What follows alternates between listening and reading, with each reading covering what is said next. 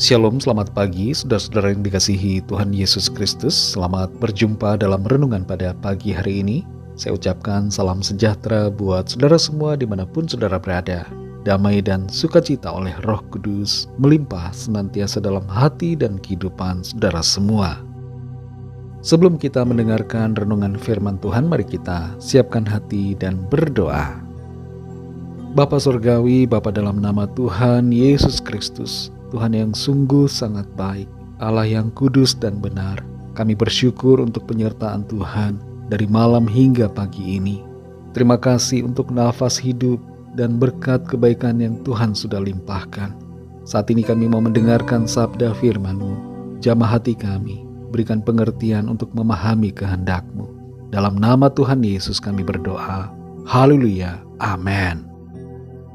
Saudara yang dikasihi Tuhan, ayat renungan kita pada saat ini terdapat dalam Injil Yohanes pasal 7 ayat yang ke-12. Tertulis demikian. Dan banyak terdengar bisikan di antara orang banyak tentang Dia. Ada yang berkata, ia orang baik. Ada pula yang berkata, tidak, ia menyesatkan rakyat. Saudara yang dikasihi Tuhan, ada banyak kursus pengembangan diri yang ditawarkan berbagai lembaga pendidikan. Tapi bagaimanapun juga, penelitian menunjukkan bahwa sekitar 60% orang sangat terpengaruh dan bergantung pada pendapat atau opini orang lain. Banyak orang yang merasa dirinya tidak bisa jadi diri sendiri dan seringkali terpaksa menjadi people pleaser atau berusaha menyenangkan orang lain. Mungkin ada di antara kita yang punya sikap seperti ini, merasa tidak dapat membuat keputusan sendiri, takut mengecewakan orang lain, takut disalahkan, takut disalahpahami, dan sebagainya. Sikap seperti ini, kalau kita biarkan, akan melemahkan dan menghancurkan diri kita, serta tidak membuat kita maju dalam visi Tuhan. Seharusnya kita punya prinsip sikap yang kuat dalam hidup. Sebuah prinsip yang kita pegang berlandaskan firman Tuhan. Jangan biarkan opini orang lain mengganggu komitmen dan visi kita untuk melangkah dalam rencana Tuhan. Reputasi kita tidaklah bergantung pada opini orang lain. Seperti halnya reputasi Tuhan tidak bergantung pada opini manusia. Dalam Yohanes 7 ayat 12 ini kita membaca, dan banyak terdengar bisikan di antara orang banyak tentang Dia. Ada yang berkata, ia orang baik. Ada pula yang berkata, tidak, ia menyesatkan rakyat. Ayat ini menggambarkan adanya perpecahan pendapat tentang pribadi Tuhan Yesus di antara orang banyak. Beberapa orang menganggapnya sebagai orang yang baik, sementara yang lain meragukan dan mengkritiknya. Dari ayat ini, saudara, kita belajar tentang beberapa hal yang sangat berharga. Pertama, ada banyak pandangan orang tentang Tuhan Yesus. Setiap orang memiliki perspektif dan penilaian yang berbeda. Ketika Tuhan Yesus ada di dunia ini sebagai manusia, tidak semua orang menerimanya dengan sukacita. Sebagian melihatnya sebagai sosok yang baik, memandang berkat-Nya, mujizatnya dan ajarannya penuh dengan kasih. Namun ada juga yang menentangnya, meragukannya atau bahkan menganggapnya sebagai penyesat. Kedua, ayat ini mengajarkan bahwa kebenaran dan reputasi Tuhan tidak bergantung pada pendapat orang. Meskipun banyak orang yang memuji atau sebaliknya mengkritik Tuhan Yesus, status dan nilainya serta reputasinya tidak akan pernah berubah. Orang bisa mengatakan yang jelek tentang Tuhan Yesus, tapi Tuhan Yesus tetaplah Tuhan. Dia tetaplah Allah. Orang juga bisa mengatakan yang baik dan mulia tentang Tuhan Yesus, tapi itu tidak menambah kemuliaannya. Ia sudah mulia dan tetap akan selalu mulia.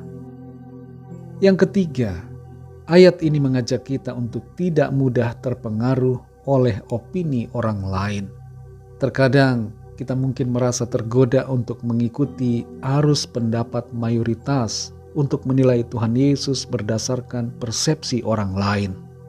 Tapi penting sekali untuk mempertimbangkan hati nurani kita sendiri dan mencari kebenaran dengan sungguh-sungguh.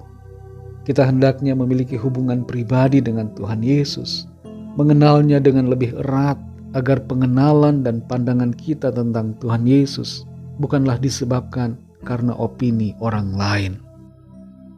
Saudara yang dikasihi Tuhan, terlepas dari berbagai pendapat yang ada, kita semua dipanggil untuk tetap teguh dalam iman kita kepada Yesus Kristus sebagai Tuhan dan Juru Selamat kita.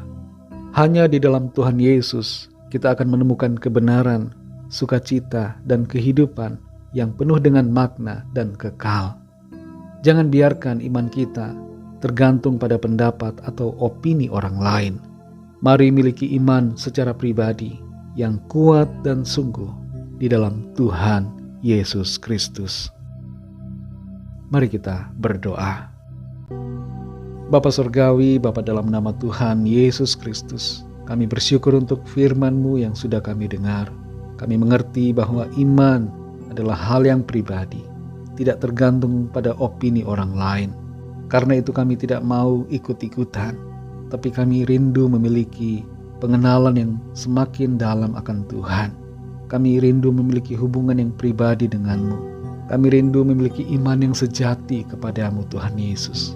Iman yang sungguh, iman yang pribadi, iman yang tidak dipengaruhi oleh pendapat orang-orang lain di sekitar kami. Kami percaya Engkau adalah pribadi Allah. Engkau adalah Tuhan dan Juru Selamat.